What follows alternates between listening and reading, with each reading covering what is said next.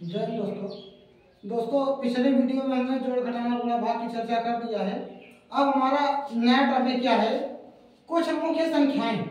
आज हम जानेंगे इन संख्याओं के बारे में जिससे हम एलसीएम करने के लिए उसको और ही बेहतर बना सकें। तो देखिए, प्राकृतिक संख्याएं होती क्या है। प्राकृतिक संख्याएं जो होती है जिसको हम गिनती के रूप में व्यक्त करते हैं। जब हम गिनती गिनते हैं तो वहां हम एक से शुरुआत करते हैं। कितने से? एक से। तो जब हम गिनती गिनते हैं उसी को प्राकृतिक संख्या कह देते हैं। जैसे 1 2 3 4 5 6 इस तरीके से आप गिनती गिनते चले जाइए डॉट डॉट डॉट करके। इसको हम इनफाइनाइट तक लिख सकते हैं। इनफाइनाइट का मतलब होता है अपरिभाषित, यानी कि अनंत। अब हमारी दूसरी संख्या क्या है? पूर्ण संख्या। जब हम गिनती वाली संख्या में जीरो को भी शामिल कर लेते हैं तो वो हमारी पूर्ण संख्या हो जाती है। अर्थात हम प्राकृतिक संख्या में जब जीरो को शामिल कर लेते हैं तो वो हमारी पूर्ण संख्या होती है। और पूर्ण संख्या क्या होता है? जीरो को शामिल करके बाकी सब संख्याओं को ऐसे उतार दो, 1 2 3 4 5 इस तरीके से हम इसको भी इनफाइनाइट तक लिख सकते हैं। अब पूर्णांक संख्या क्या होती है? पूर्णांक संख्या वह संख्या होती है जो धनात्मक और ऋणात्मक दोनों संख्या से मिलकर बनी। देखिए यहाँ पे एग्जांपल में क्या होता है, जीरो की इधर पूरी धनात्मक संख्या लिखी जाएंगी, 1 2 3 4 इस तरीके से इसको हम इनफाइनाइट तक लिख सकते हैं डॉट डॉट डॉट। अब इधर ऋणात्मक संख्या -1 -2 -3 फिर इसको भी डॉट डॉट डॉट करके माइनस इनफाइनाइट लिख लीजिए। अब हमारी अगली संख्या क्या है? सम संख्या। सम संख्या उन संख्या को कहते हैं जो 2 से पूरी तरह कट जाती है। केवल 2 से कटनी चाहिए। देखिए कैसे, आपकी पहली संख्या 2 स्वयं 2 से कट रही है, फिर इसके बाद 4 6 8 10 12 14 इस तरीके से हम एक एक छोड़ के सभी सम संख्याओं को बना सकते हैं। इनफाइनाइट तक इसको भी हम लिख सकते हैं। अब हमारी अगली संख्या क्या होती है? विषम संख्या।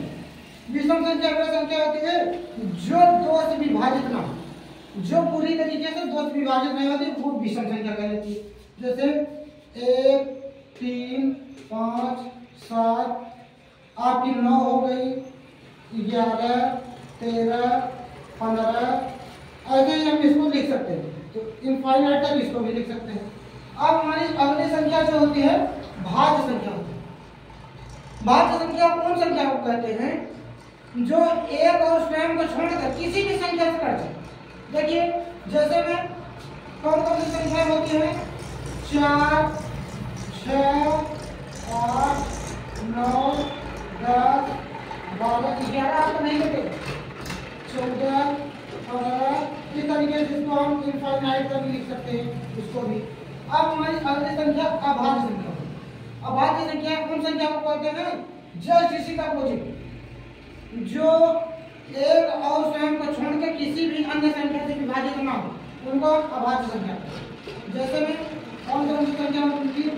2 3 5 7 11 13 17 19 इस तरीके से इसको हम डॉट डॉट डॉट करके इनफाइनाइट तक लिख सकते हैं।